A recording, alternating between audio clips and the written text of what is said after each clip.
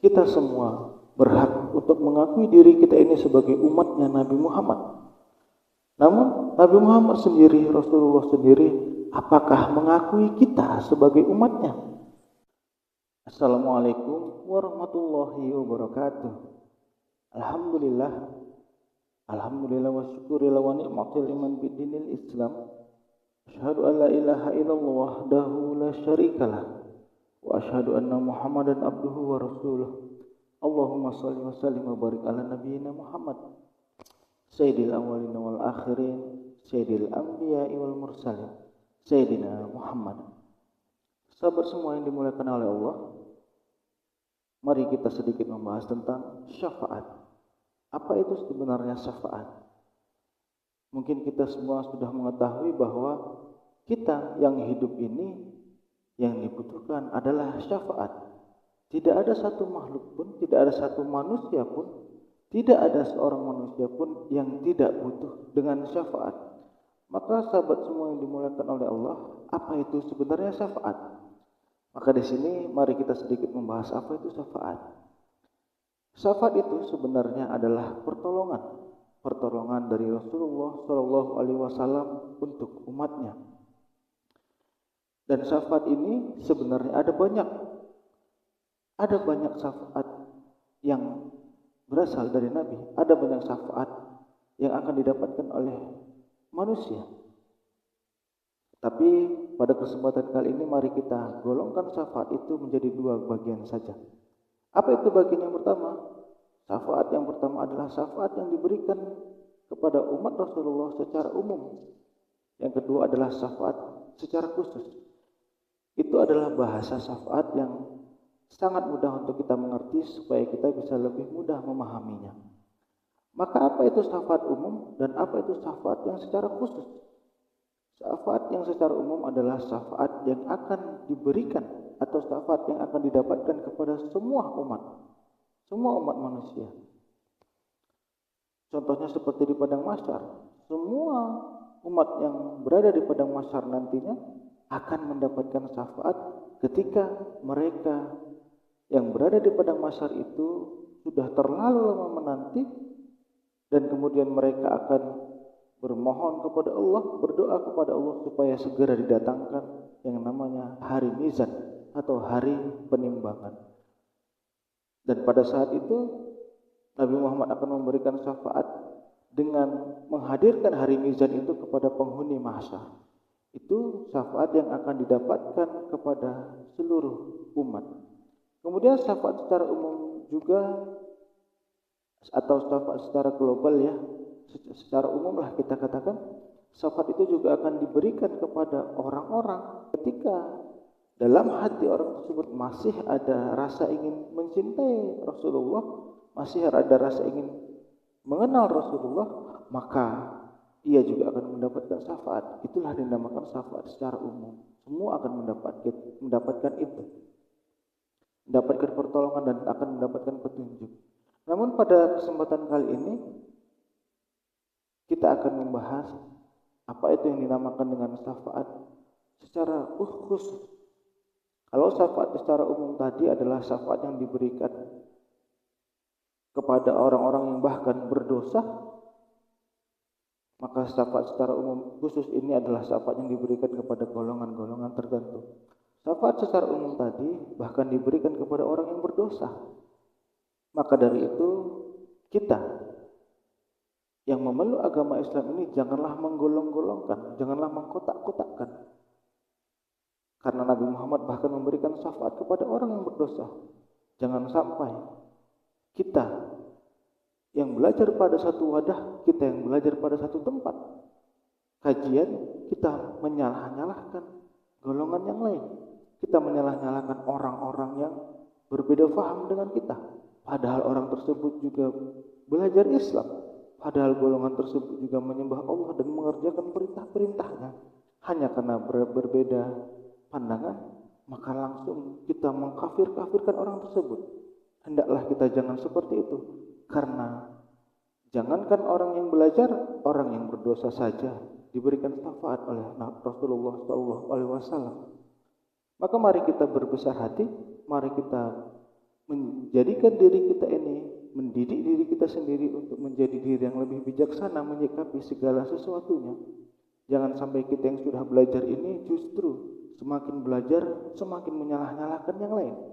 Jangan sampai kita yang semakin belajar ini justru menyalah-nyalahkan orang yang tidak sepaham dengan kita.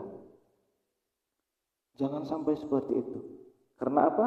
Kembali kepada tadi, bahkan Rasulullah juga memberikan syafaatnya kepada orang-orang yang berdosa. Itu syafaat yang secara umum tadi ya. Kali ini kita membahas syafaat khusus. Apa itu syafaatnya? Maka syafaat yang seperti ini dalam kajian ma'rifatullahnya hanya akan diberikan kepada 3 golongan. Apa yang 3 golongan itu? Atau siapa 3 golongan tersebut? Golongan yang pertama, syafaat akan diberikan kepada keluarga Nabi. Yang kedua, syafaat ini akan diberikan kepada sahabat Nabi. Dan yang ketiga, akan diberikan kepada pengikut Nabi. Maka sahabat semua yang dimuliakan oleh Allah, berlomba-lombalah kita untuk mendapatkan syafaat ini. Kalau begitu maka akan muncul pertanyaan. Kalau yang mendapat syafaat khusus ini adalah keluarga Nabi, sahabat Nabi, dan pengikut Nabi, maka kalau kita cerna, kita pikir secara matang, kita bisa mendapatkan syafaat yang mana? Kalau kita menginginkan syafaat ini dari jalur keluarga Nabi, tentu kita bukan keluarga Nabi. Kenapa? Karena jelas Rasulullah SAW hidup hampir 1500 tahun yang lalu dan kita tidak termasuk keluarganya. Maka dari itu untuk golongan yang pertama ini dari keluarga Nabi kita tidak mungkinlah mendapatkannya. Lalu bagaimana dengan golongan yang kedua? Syafaat yang diberikan kepada sahabat Nabi. Sahabat semua yang dimuliakan oleh Allah, kita juga tidak mungkin mendapatkan syafaat dari jalur sahabatnya. Karena kita bukan sahabat Nabi. Sahabat Nabi jelas adalah orang-orang yang hidup sejaman dengan Nabi. Sementara kita tidak hidup sejaman dengan Nabi. Kita tidak bisa langsung belajar kepada Nabi. Lalu bagaimana dengan golongan yang ketiga? Nah, golongan yang ketiga ini adalah syafaat yang diberikan Nabi kepada pengikut-pengikut Nabi. Maka sahabat semua yang dimuliakan oleh Allah, kita ketika ingin menginginkan syafaat dari Nabi, syafaat yang khusus ini, pertolongan dari Nabi secara khusus ini, marilah kita menjadi pengikut Nabi. Karena tidaklah mungkin kita bisa mendapatkan, kita yang hidup pada masa sekarang ini, tidaklah mungkin bisa mendapatkan syafaat dari jalur keluarga ataupun sahabatnya. Karena kita memang bukan keluarga dan sahabatnya. Namun bijaksananya Rasulullah SAW, beliau juga mengatakan akan memberikan syafaat ini kepada para pengikutnya. Maka dari itu, sahabat semua yang dimuliakan oleh Allah, mari kita menjadi pengikut Rasulullah SAW. Mari kita menjadi pengikut Nabi. Maka di sini muncul pertanyaan, bagaimana caranya menjadi pengikut Nabi? Apakah dengan sholat, dengan mengerjakan perintah-perintah Allah, kita akan langsung menjadi pengikut Nabi? Mohon maaf, sahabat semua yang dimuliakan oleh Allah, kita semua ini punya hak, atau kita semua berhak untuk mengaku atau mengakui diri kita ini sebagai umatnya Nabi Muhammad. Saya ulangi, kita semua berhak untuk mengakui diri kita ini sebagai umatnya Nabi Muhammad.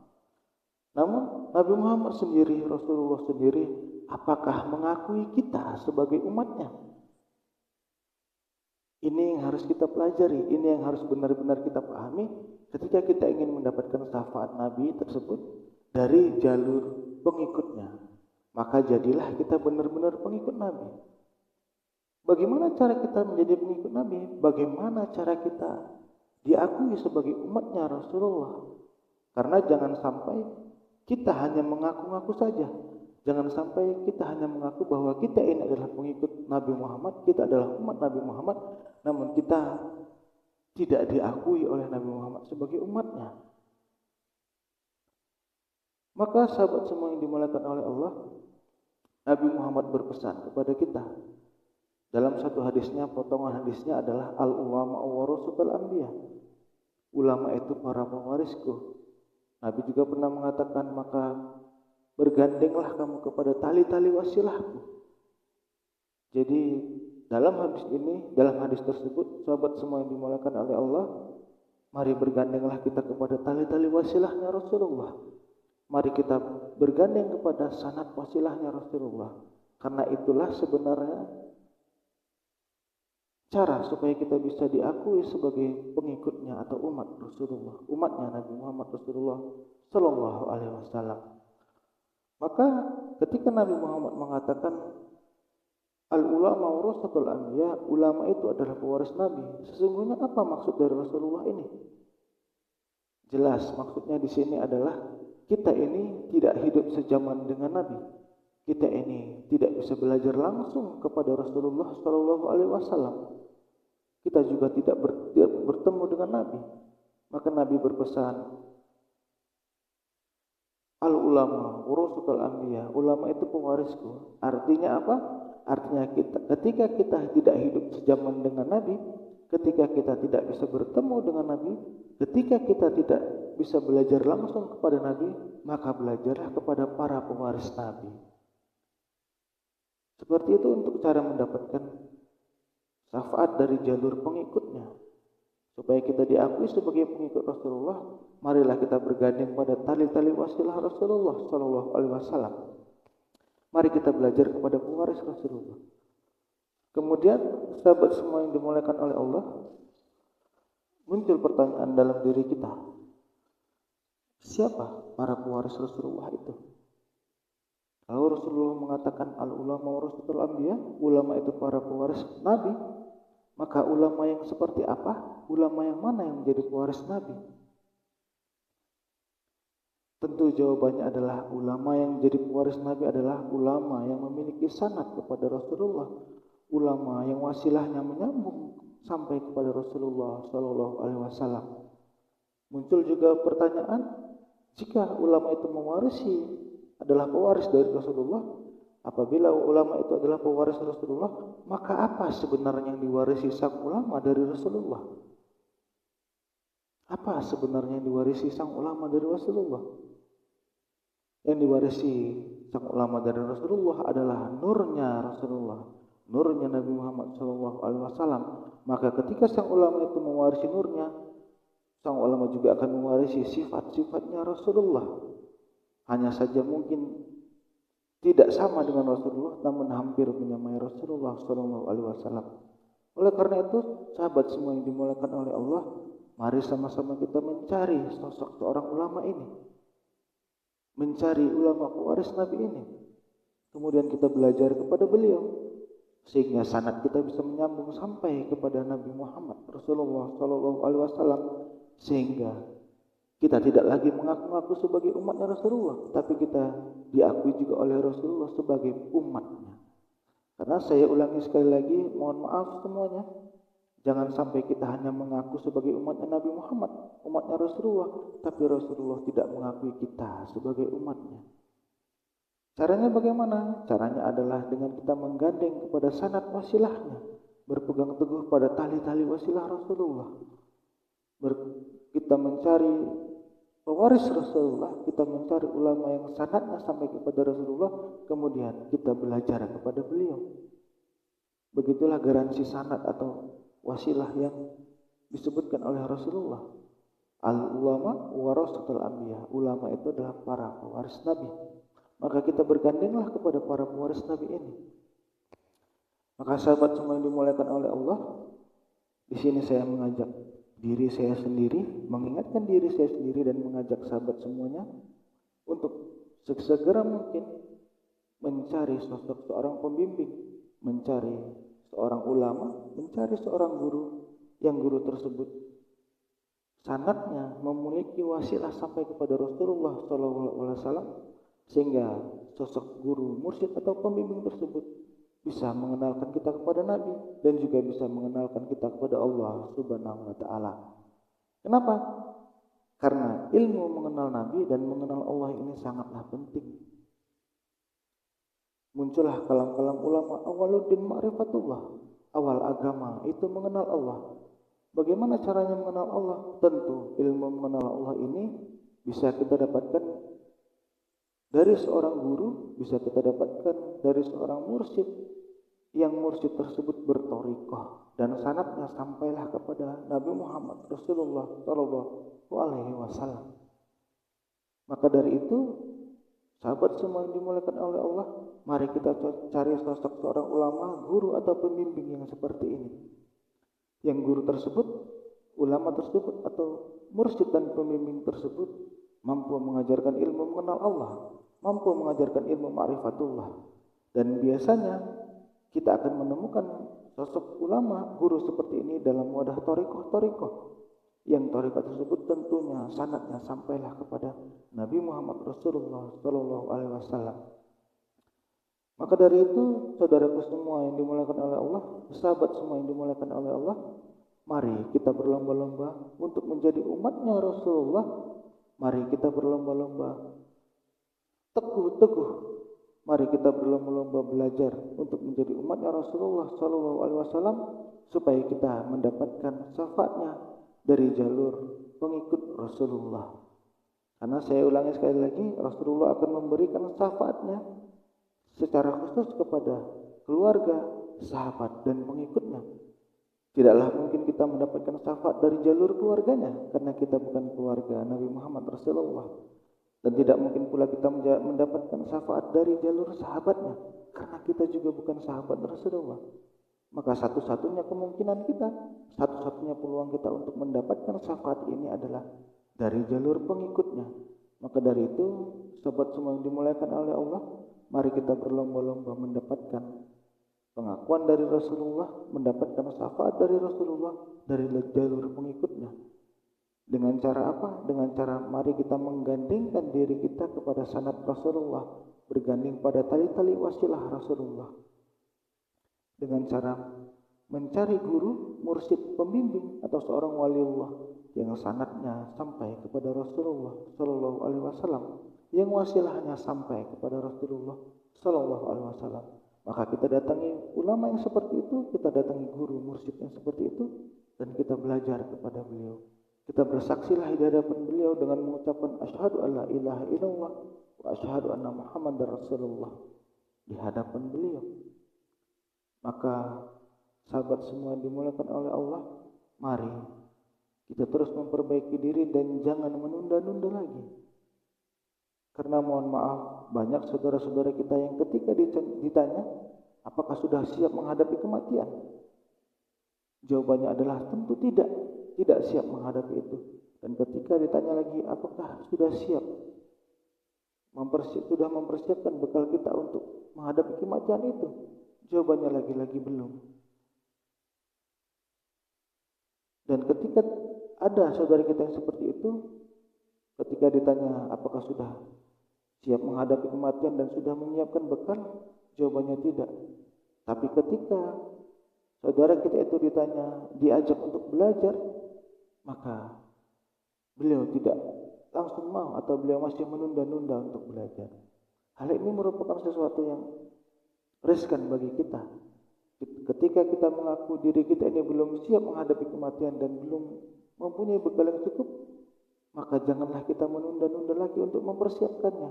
Mari kita sesegera mungkin untuk mempersiapkan segala sesuatunya, menghadapi kehidupan yang sejati, yaitu hidup setelah mati. Maka pesan yang bisa saya sampaikan kali ini adalah, mari sama-sama kita berusaha mencari guru, mursyid, pembimbing, dan seorang waliullah yang sanadnya menyambung sampai kepada Rasulullah Shallallahu Alaihi Wasallam, supaya kita bisa mendapatkan syafaat khusus dari Nabi melalui jalur para pengikutnya.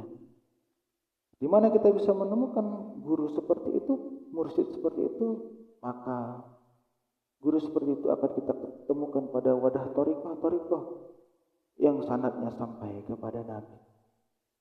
Mari kita mencari sosok guru atau pembimbing yang seperti itu, supaya bisa mengajarkan kita ilmu mengenal Nabi dan ilmu mengenal Allah, ilmu ma'rifatullah dan ilmu ma'rifatun Nabi kepada kita, sehingga kita bisa mengetahui siapa diri kita sebenarnya, siapa Tuhan kita sebenarnya, dan siapa Nabi kita sebenarnya, supaya kita bisa memahami Allah menciptakan kita dari mana. Allah juga menugaskan kita di dunia ini untuk apa? Dan supaya kita juga bisa mengetahui kembalinya kita kepada Allah seperti apa. Sahabat semua yang dimuliakan oleh Allah, mungkin hanya sampai di sini apa yang dapat saya sampaikan kali ini. Marilah sama-sama kita renungkan, marilah sama-sama kita pahami dalam diri kita, tanya di dalam diri kita, tanya dalam dada kita, tanya dalam hati kita. Apakah kita sudah siap untuk menghadapi kehidupan setelah mati itu, yaitu kehidupan yang sejati? Ketika kita merasa belum siap, maka segeralah kita untuk mencari wadah belajar, mencari guru, mursyid, pembimbing, untuk membimbing diri kita supaya kita mengenal Allah dan mengenal jati diri kita sebenarnya. Mungkin hanya itu yang dapat saya sampaikan. Apabila ada kata-kata saya yang salah dan apabila ada kata yang keluar dari lisan saya yang keluar daripada jalur hukumnya dan menyinggung hati dan sanubari saudaraku semuanya, sahabat semuanya, mohonlah saya untuk dimaafkan. Dan apabila ada paham atau ilmu yang benar yang keluar dari lisan saya, itu semua murni datangnya dari Allah Subhanahu wa taala. Saya akhiri dengan doa, usikum wa nafsi ya iya, usikum wa nafsi wa iya ya bitaqwallah. Assalamualaikum warahmatullahi wabarakatuh.